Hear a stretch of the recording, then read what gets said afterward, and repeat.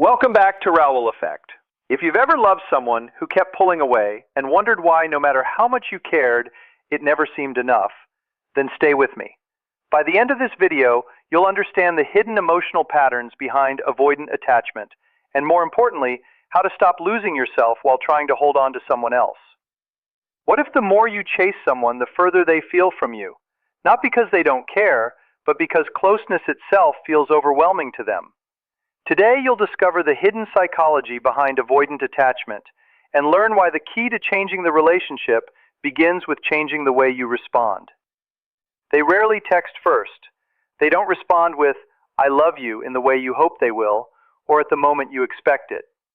Sometimes they disappear for days, only to come back acting as though nothing ever happened. No explanation, no conversation about the distance, just a quiet return that leaves you carrying all the confusion. Over time, you begin creating reasons in your own mind. Maybe they're just emotionally unavailable. Maybe they've always been distant. But that explanation only scratches the surface. What you actually experienced was someone who made you believe that if you became more patient, more understanding, less emotional, and easier to be with, they would finally stay. The painful truth is this: they weren't constantly leaving you. They simply never fully showed up emotionally from the beginning. Once you recognize that, everything starts making sense. Here's something many people never realize. They aren't necessarily running away from you. They're running from what intimacy awakens inside them. To an avoidant person, deep emotional closeness doesn't immediately feel comforting. It can feel like losing control, losing independence, or even losing themselves. The moment you understand that, something changes inside you. You stop chasing every bit of attention. You stop over-explaining your feelings. You stop shrinking yourself just to make someone comfortable. Without trying to manipulate anyone, you naturally become someone who is harder to overlook because you're no longer acting from fear or desperation. This isn't about learning tricks or playing emotional games. It's about understanding the psychology well enough to stop blaming yourself for someone else's withdrawal. Once you stop believing their distance is proof that you're not enough, your reactions change. Instead of adding more pressure, you become a calm, steady presence that doesn't trigger their fears as intensely. Think about your own relationships for a moment. Have you ever felt like you were simply too much? Too caring, too available, too emotionally invested? And the harder you work to become the perfect partner, the more distant they seemed. It's like trying to reach someone at the end of a hallway that keeps getting longer every time you move forward. One day, everything feels close and connected. You laugh together, share meaningful conversations, and believe the relationship is finally growing. Then suddenly, everything changes. They aren't mean or angry, they're just emotionally somewhere you can't reach. Naturally, your mind searches for answers. Did I say something wrong? Was I too needy? Did I love too much? Or maybe not enough? Those thoughts aren't irrational. They're your nervous system trying to make sense of inconsistency. This is often what happens when someone has an avoidant attachment pattern. But before turning them into the villain, it helps to understand what created that pattern. Avoidant attachment isn't simply a personality trait. It's a survival strategy developed over time. Early in life, emotional closeness may not have felt safe. Their needs may have been ignored, dismissed, or met unpredictably. Eventually, their mind adapted by deciding, without words, that depending on others was dangerous. They learned to rely only on themselves. The child who never complained was praised for being easy. The teenager who never asked for comfort seemed mature. The adult who hid every emotional need appeared independent. Over time, that independence became part of their identity. Then love enters the picture and challenges everything they built. Real intimacy naturally creates emotional reliance. Healthy relationships involve saying, "I need you," from time to time. But for someone with avoidant conditioning, those moments activate old survival responses. Their nervous system doesn't experience closeness as safety. It experiences it as pressure, vulnerability, and emotional risk. When the relationship becomes serious, their body reacts as though something dangerous is happening. Their instinct is to create space, disconnect emotionally, or pull away. Not because they feel nothing, but because they feel too much. That's when the cycle becomes painful for both people. Their withdrawal immediately triggers anxiety in the other partner, who often responds by reaching out more, explaining more, and trying even harder to reconnect. Unfortunately, those efforts can make the avoidant person feel even more overwhelmed, causing them to retreat further. This is the anxious avoidant cycle. Neither person is intentionally hurting the other. Both are responding to deeply learned survival patterns. What many people never hear is that avoidant individuals usually want love too. They simply want it without feeling trapped. They long for connection that doesn't demand constant reassurance or make them feel responsible for someone else's emotional stability. They're often drawn toward people who have a strong sense of self, who can enjoy closeness without making the relationship their entire identity. They appreciate partners who choose them freely instead of constantly seeking proof that they're loved. That doesn't mean becoming emotionally distant yourself. It means becoming emotionally secure. A grounded person shows them that closeness doesn't have to erase independence. Still, it's important to be realistic. There's no perfect way to love someone that guarantees they'll heal or change. Relationships aren't solved with one simple strategy. In many anxious avoidant relationships, both people are reacting from old emotional wounds. The avoidant partner isn't the only one repeating familiar patterns. The anxious partner often is too. And lasting change only begins when both people become aware of the emotional cycles they continue to recreate. This is the point where self-awareness becomes the most important part of the journey. Without it, both people stay stuck repeating the same emotional cycle instead of building a real connection. We also have to ask ourselves an uncomfortable question. Why are we so often attracted to people who struggle with emotional closeness? Take a moment to think about that. And if this message resonates with you, leave a comment below and subscribe too. It helps this message reach people who may need to hear it. There is something strangely addictive about chasing love. The emotional ups and downs, the brief moments of closeness after days of distance, can feel incredibly rewarding. Eventually, it stops being about simply receiving love and starts feeling like something you have to constantly earn. That pattern rarely begins in adulthood. It usually starts much earlier. Maybe you grew up in a home where love felt inconsistent. Affection was given only when you behaved the right way, achieved enough, stayed quiet, or avoided asking for too much. Over time, your mind created a belief. Love is something you must keep proving yourself worthy of. Later, when you meet someone who gives affection one day and becomes emotionally distant the next, something inside you recognizes that rhythm. It doesn't feel healthy, but it feels familiar. Our nervous system often mistakes familiarity for safety, even when the experience is painful.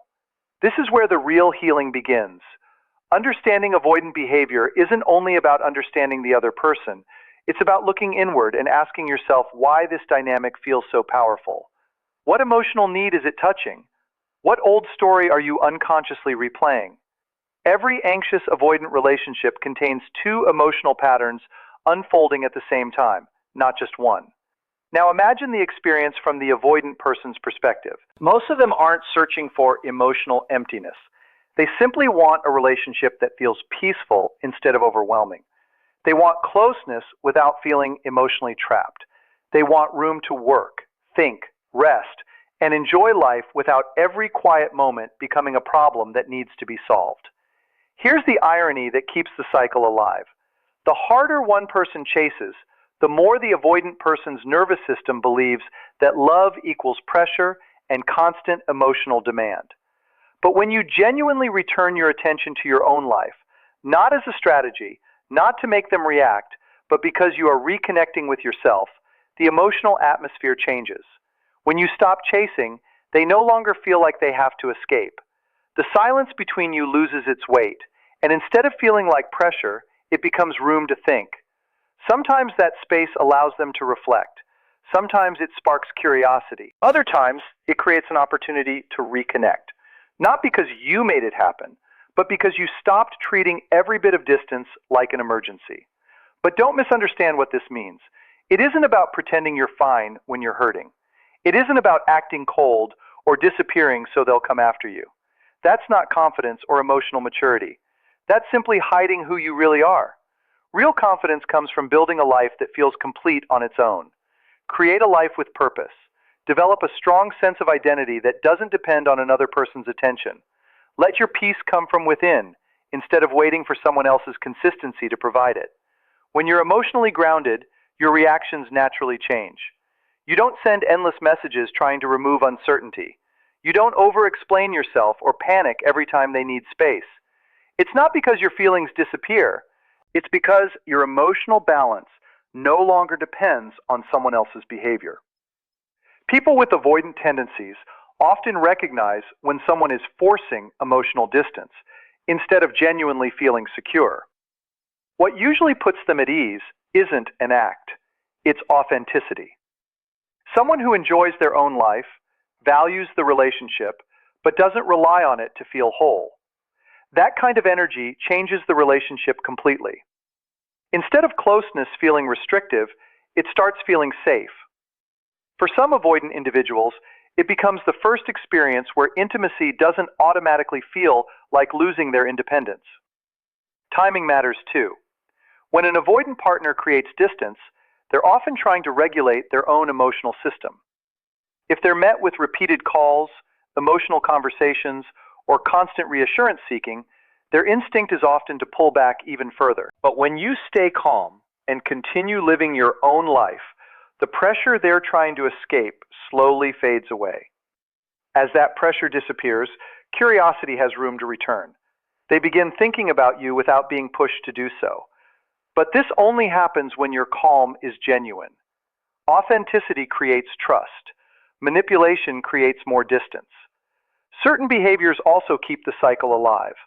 Constantly asking for reassurance can overwhelm someone who already struggles with closeness. Making every interaction about the relationship can make the connection feel emotionally heavy. Reacting intensely every time they withdraw often encourages even more withdrawal. Even long emotional messages can become difficult for them to process when they're already feeling overloaded. That doesn't mean your feelings aren't valid.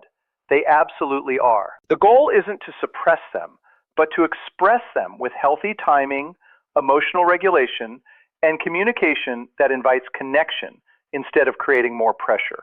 Healthier habits usually look much simpler. Give space before it's forced. Stay curious instead of demanding immediate vulnerability. Remain emotionally consistent instead of swinging between pursuit and withdrawal. Continue investing in your own friendships, goals, and support system. And when distance happens, respond with steadiness instead of punishment or emotional urgency. At the heart of all this, it isn't two people fighting each other. More often, it's two nervous systems trying to protect themselves in completely different ways. Once you understand that, blame becomes less useful and compassion becomes easier. Sometimes the greatest gift you can offer is showing someone that returning to you doesn't come with guilt, pressure, or emotional consequences. But before any of these ideas can truly change your relationships, there's one difficult truth you have to accept. You may have to let go of the relationship you've been imagining.